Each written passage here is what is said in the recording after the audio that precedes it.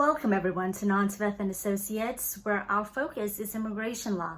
My name is V. Nanthaveth. I am the owner and founder of the law firm, and I am super excited to be able to talk to you today about the return of the DACA program. For a while there, we weren't even sure if we were ever going to see the DACA program again. But earlier this summer, and on June 18, 2020 to be exact, the U.S. Supreme Court ruled against Trump's termination of DACA, but it didn't go without a hitch though. The Department of Homeland Security, even after this ruling, refused to move forward with the program, not even providing any kind of guidelines as to how they were going to accept these applications.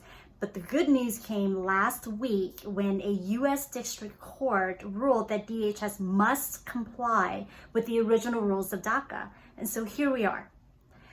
For those of you who may not know what DACA is, it stands for Deferred Action for Childhood Arrivals.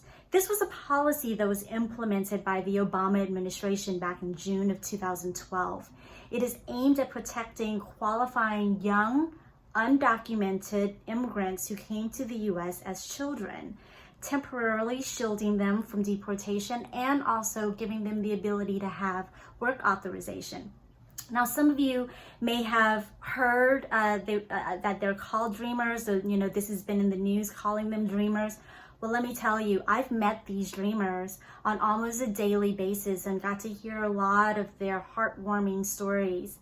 They often have only ever known the U.S. as their home, and they identify as Americans.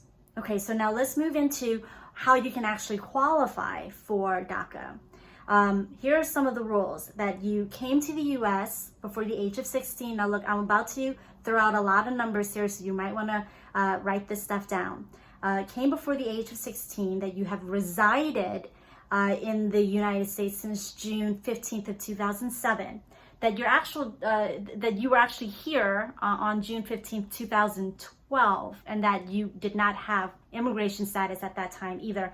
You also have to have been under the age of 31 on June 15, 2012. Some more requirements. You're either currently in school, you've graduated, you have obtained a GED certificate, or you have been honorably discharged from the military. And also very, very important here, that you have not been convicted of a felony, that you do not have a significant misdemeanor, that you do not have 3 or more non-significant misdemeanors, and that you do not otherwise pose a threat to national security or public safety. Now look, DACA has been on quite a roller coaster. It has been implemented, and then there was talk of taking it away and limitations and how it was filed, and then it was back again. And there is talk that this time it's going to stick, but who knows? So with that said, if you or anyone you know is interested in applying for DACA or think you may be qualified, feel free to give us a call at Nanthaveth Associates, or you can simply just go to our website, which is www.austinimmigrationattorney.com, and just take a look at the information there. You can also reach us from there as well. All right, everyone, that's it for today. Have a great day and stay safe out there.